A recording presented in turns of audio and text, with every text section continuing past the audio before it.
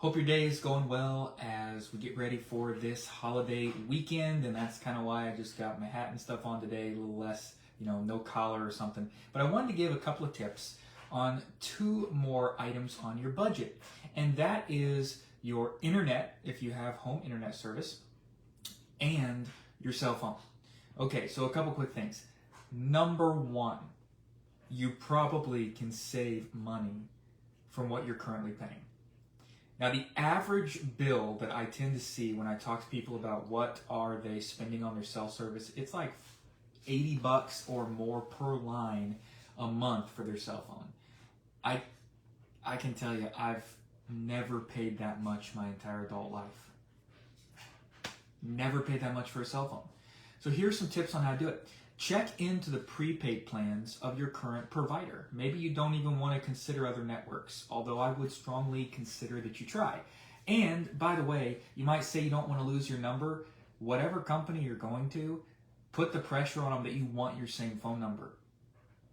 They can pay the money and keep the number for you. And I've never had to change my phone number my entire life. I've had the same phone number because even if I go to another provider, I've been able to get them to do it. So look at prepaid plans of your current provider might be a good starting point.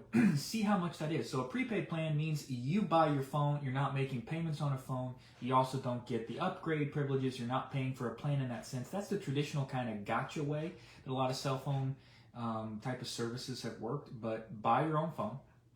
Buy a version or two older. You can even buy the phone like brand new or refurbished if you want to go that route. Never ever buy phone insurance would be my strong recommendation. If you are in a highly kind of high likelihood of breaking your phone because of your job or something like that, then maybe, but it's usually, again, wasted money, those insurance plans you pay for on your cell phone. Most people want to change it out every few years anyway. In your budget, plan for a cell phone to last 2 or 3 years. I've had it last longer, but 2 or 3 years. Now, if you got a flip phone or you just want a house phone, you can get a flip phone sometimes for very, very inexpensive. I mean, I've even seen, I believe it was like $10 a month years ago to add just another line on, just call only, to some of the plans. And so that might be a possibility, might be a way to help an older family member as well, like big keys, giant flip phone, that type of thing. There's different types of senior plans that can be really lucrative, very beneficial looking at it that way. Another thing to consider when you're looking at your cell phones is not only owning the phone so that you can get a prepaid plan, which is cheaper service, unlimited call, text, and even unlimited data is not that expensive. A lot of the traditional plans don't allow unlimited data. And as long as you're at home, here's a quick tip, connect to your Wi-Fi and use the Wi-Fi for your calling. Also, a huge way to save money on your phone bill, a lot of people are doing it, get rid of your landline. Just have the cell phone.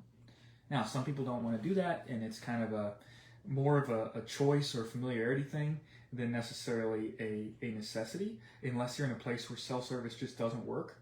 But that is another thing to consider. Now let's flip and look at some other things.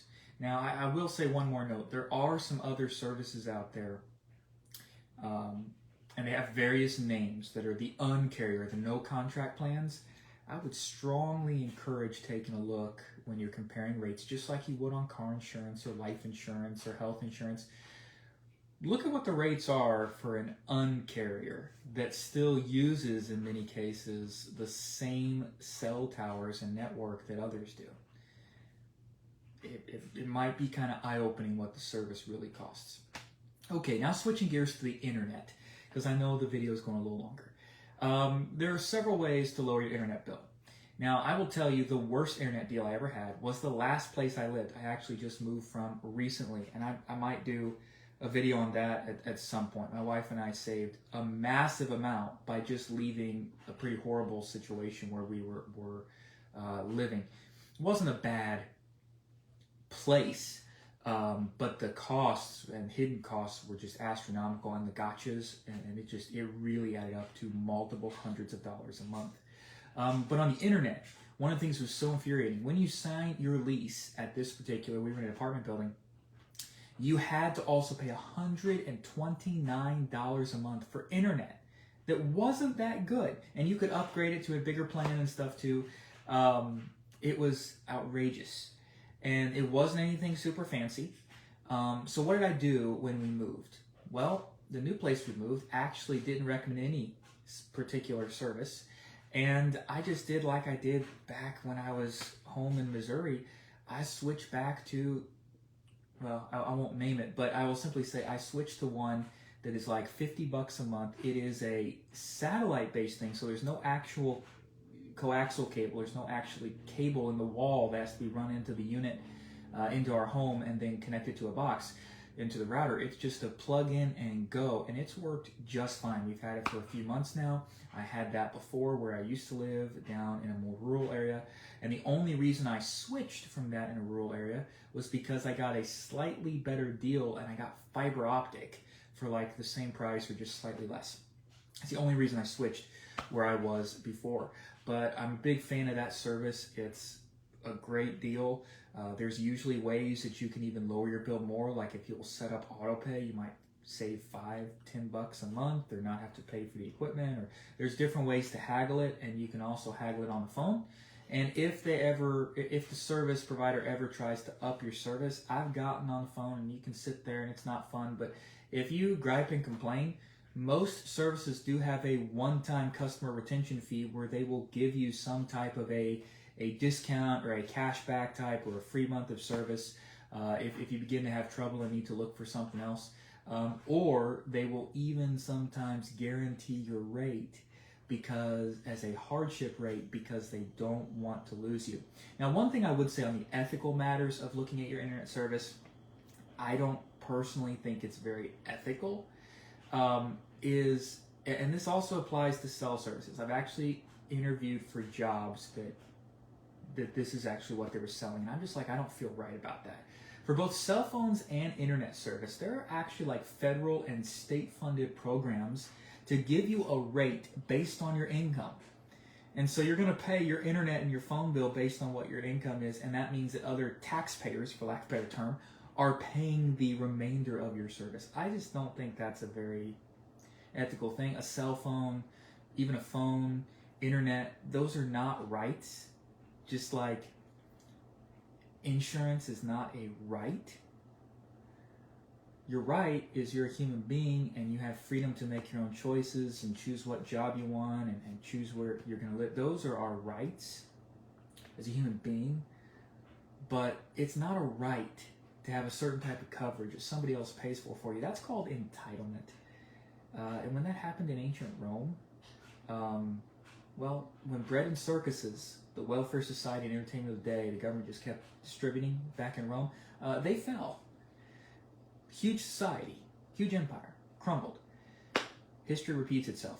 So I would just throw that out there. I mean, you're going to do what you are going to do. I cannot make the financial decision for you. I would just say, as a person that wants to walk in integrity and to have a biblical worldview, I don't believe that taking advantage of those types of programs, even though it may save you some money, is really being honest.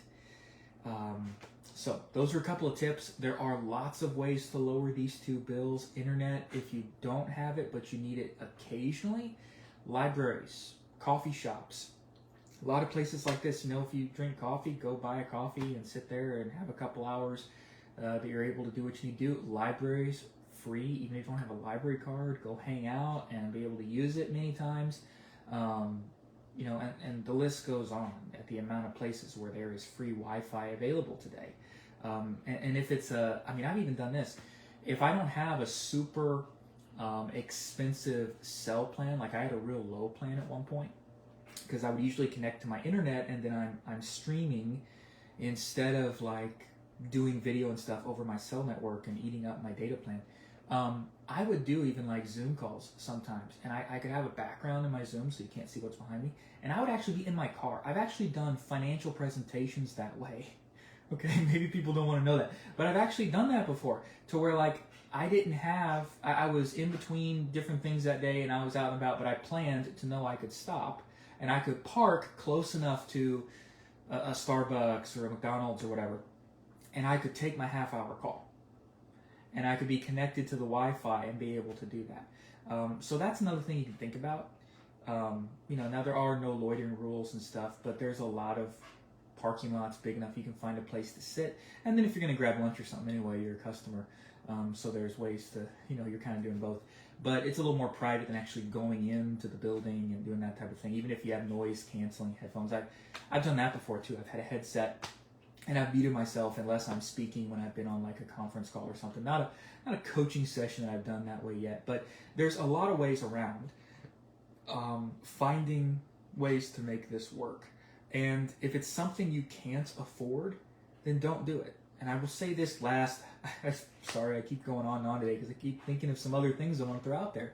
I will say though, when it comes to TV, I have not paid for any type of streaming service for a number of years now. I don't even pay for Amazon Prime because if I'm going to get something on Prime, you get the $35, you get the free shipping. But my point with that is, many times you can do a family plan and you can have like several family members where we contribute together and then we have the benefits. Or there's tons of free streaming software. There's YouTube. You can watch full-length movies, just watch a couple of ads. Another way to save some pretty substantial money in your budget is get rid of subscriptions. Get rid of them. If you have magazines coming in that you don't need, can you go to the library and read it for free? If you need to pinch money, then that's a luxury that you don't need. I like getting a coffee every now and then out and about from a coffee place, but you know what? I can make it for cents. I can get a whole giant Folgers tub for like $11 at the expensive end or whatever, and I can have 50, 60 cups or more of coffee there. A lot more than it, I'll spend that or close to that for one from somewhere. But when it comes to your streaming services, your cable, or you have all your different plus programs, you can save on those. Just don't get them. And you can do a lot of stuff for free and stream for free. And if you have movies and stuff that you bought, sometimes there's digital codes and you can build a whole digital vault to be able to stream as well. That's another thing I've done in terms of entertainment. I don't spend very much. Occasionally, we like to go to the movie theater, treat ourselves to that. Occasionally, we might rent a movie or something on there because, Redbox and those types of places went out of business now. You can't get a DVD. A lot of times, we just use our local libraries. We got some really good libraries where we're at. But my point is, there's lots of things that tie into the whole technology sector, internet, cell service, calling, all of that. There's ways you can maximize, ways you can eliminate, and ways you can save a lot. If you just put into practice the types of things I'm saying now, let's say that you're spending, and this is the summary, $100 a month on one cell phone. What if you can cut that in half? And you're paying $50 or less a month. 50% savings, $50 in your pocket every month is 50 times 12, $600, isn't it? What if you can eliminate your cable bill? You're not paying $80 a month, let's say. You bring it down to zero. Or maybe there's that one show you just want to have, so you pay the $6.99 for that particular streaming service. Okay, if you're paying $80 a month, do the math on that. That's what? 8 times 12, $960, almost $1,000 a year you save right there. That's $1,500 we've saved already. What if you can lower your internet? If you were paying like I was, $130 a month, and that was because of where I lived, I had to move to get out of it, and I got down to 50, let's see, 120 minus 50, that's 70. 7 times 12, that's 84. $840 a month, a year, pardon me. All right, let's just round it up to some round numbers right now, because there might be other places you can change, or your numbers may have, the dollars and cents. Or you're doing auto pay or something and saving a few more dollars. Let's just assume in that simple illustration, that was almost $2,500. Wow. Yeah, there are ways we can look at our budget, and we're not necessarily sacrificing. We're just looking on how to be better stewards of what we have. A lot of people I know that have more assets, and actually some people would call them wealthy. They don't live like they're wealthy. They don't live extravagantly. They do stuff like this, and they live, it's their habit. It's who they are. They live it all the time. I'm not saying they're a Scrooge, but they're frugal. And they're always looking for ways to lower it. They'll sit on the phone every year to complain to their internet company about the rate going up, or about wanting coverage from another company that they love, but it just isn't in their area, and they would buy it in a heartbeat. That's what they do. They work at it, and a little bit of diligence pays off.